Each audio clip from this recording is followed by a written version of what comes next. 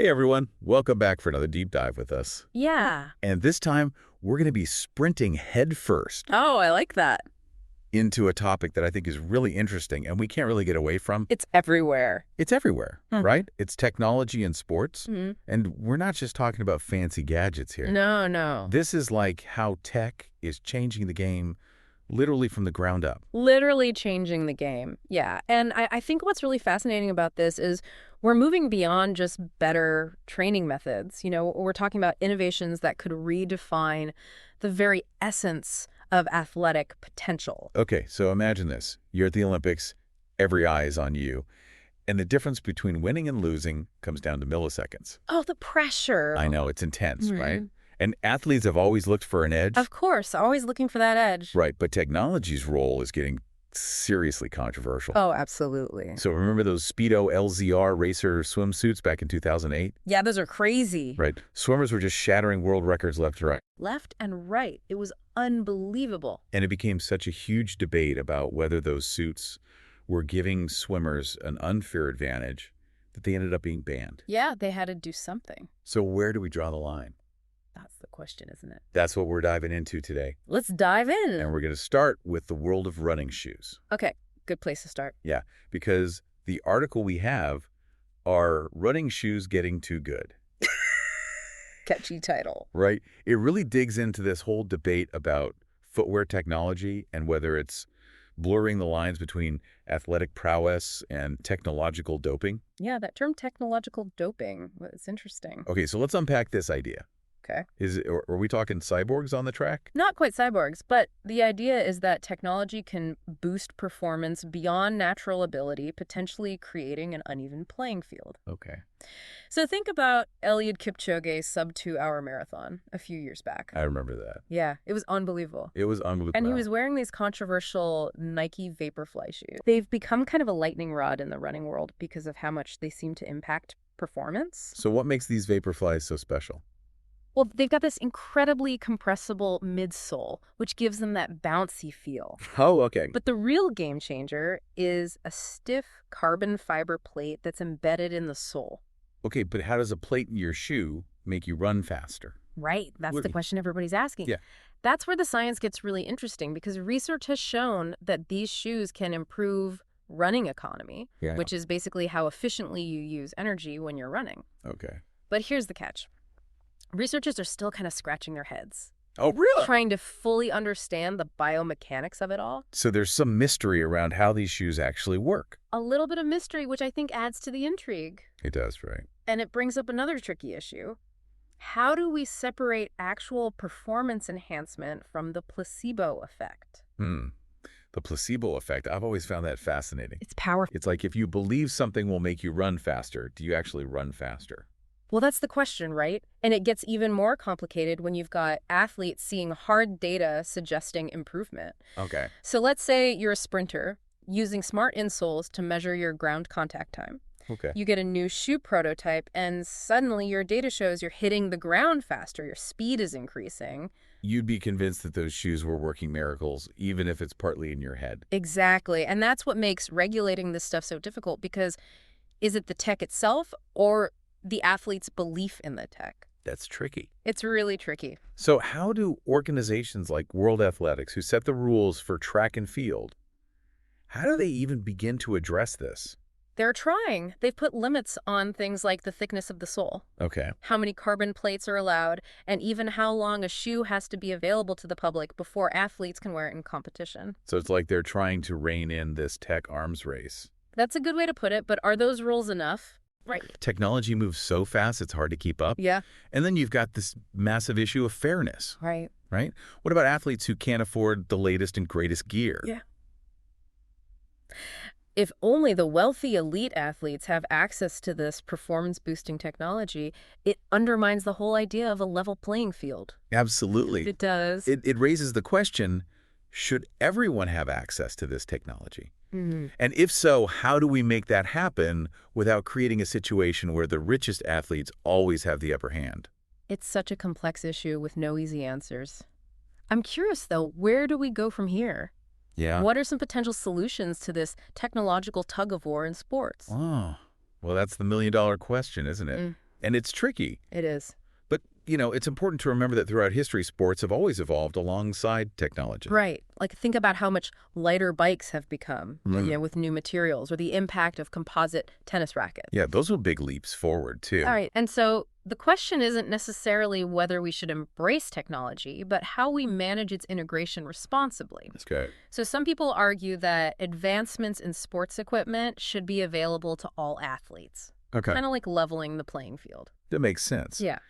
If everyone has access to the same tools, then success relies more on skill and dedication. Right. Kind of like in public schools, how they try to provide basic supplies to students so that everyone has a chance to learn. That's a great analogy. Yeah. But then on the other hand, some people worry that if you take away the incentive for companies to create cutting-edge exclusive gear, that it could stifle innovation in the sports tech industry. I see what you mean. Like if there's no financial reward for creating the next big thing, will companies still invest in the research and development needed to push boundaries? It's a valid concern. Yeah. So maybe a solution could involve some kind of tiered system. Okay. Where certain technologies are reserved for elite competitions. Okay. While others are more widely accessible. I like that. Think about it like different levels of gear you might see in a video game. Okay, I like that.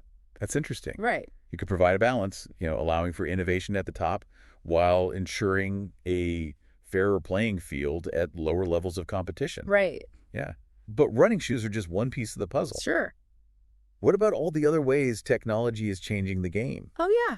Like, I've heard a lot about data analytics and how it's transforming the way athletes train. Oh, data analytics is a game changer, no question. So what is that exactly? We're talking about athletes and coaches using data to track everything. Everything. From sleep patterns and heart rate variability to biomechanics and dietary intake. That's a lot of data. It's all about optimizing every aspect of performance. It's like having a personal sports scientist on your wristwatch. Pretty much constantly analyzing your every move. Wow. But with this wealth of information comes a whole new set of ethical questions. Oh. About data privacy and ownership. You know who owns the data collected from an athlete's body? How is it being used? That's a great question. These are critical questions we need to address. Yeah, for sure. And speaking of pushing boundaries, what about genetic testing in sports? It feels like something out of a sci-fi movie. It might sound futuristic, but genetic testing is becoming more and more prevalent in the sports world. Really? Yeah, it can offer insights into an athlete's predisposition for certain sports. Wow. Potential strengths and weaknesses, even their risk of injury. That's incredible, but also a little unsettling. Couldn't this lead to athletes being selected based on their genes rather than their talent and hard work? You've hit on a major concern. Yeah. It's really crucial to establish clear ethical guidelines for how genetic information is used in sports. Right. We need to make sure that talent and hard work remain the primary drivers of success, not just a predetermined genetic code. That's a good point. It feels like we're entering a new era where the line between human ability and technological enhancement is getting blurrier by the day. It's a fascinating and rapidly evolving landscape, and as we've discussed, there are no easy answers. Right. But that's precisely why these conversations are so important. Okay, so if we zoom out for a second, what can we as fans and consumers of sports do to navigate this complex and ever-changing world? I think the most important thing is to stay informed. Okay. Stay engaged in these discussions, ask questions, challenge assumptions, and demand transparency from sports governing bodies and technology developers. So it can't just passively accept every new advancement without considering its impact on the fairness and integrity of sports. You got it.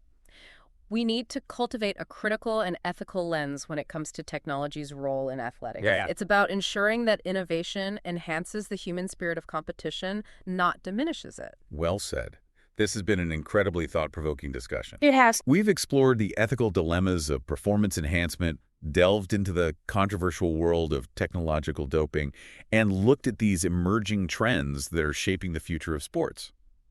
Where do we even begin to wrap up such a multifaceted topic? I feel like I've only just scratched the surface here. Yeah, it's a huge topic. It's one of those conversations that could go on forever. Absolutely. Because there's so many layers to unpack. Yeah, and, as we've been talking about, finding easy solutions is pretty much impossible because technology is constantly evolving. Yeah, it's always changing. But I think that's what makes it so fascinating, It does. We're constantly challenged to kind of rethink what's possible and how we define fairness and achievement in sports.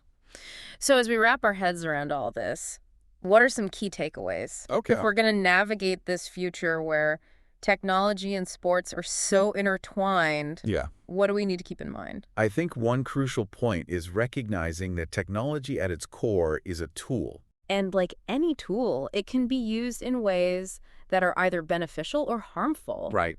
It's really up to us as a society to decide how we want to shape its role in the world of sports. That makes sense. We can't just blindly embrace every new gadget or innovation without thinking about the consequences. Nope. We saw that with the running shoe debate. For sure. The lack of clear rules early on created a lot of confusion and controversy. Absolutely. So establishing clear guidelines and regulations is essential. Okay. But those rules need to be adaptable too. Right. We can't get stuck in the past when it comes to governing a future that's changing so rapidly. It's like trying to write the rule book for a game that's constantly evolving with new players and strategies popping up all the time. Exactly. A great analogy. And alongside those evolving rules, education is key. Okay. Athletes, coaches, even fans need to be informed about both the benefits and the potential risks of new technologies. Knowledge is power. That's right. The more we understand these advancements, the better equipped we'll be to make thoughtful decisions about their place in sports.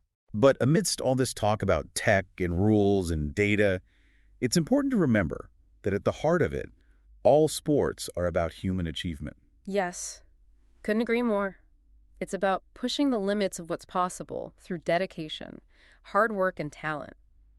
Technology should be there to complement and enhance those efforts, not replace them. We don't want a future where the athlete becomes secondary to the technology. Right, it's a balancing act, but it's one worth striving for. Yeah, we want to ensure that technology is used to elevate human potential, not diminish it.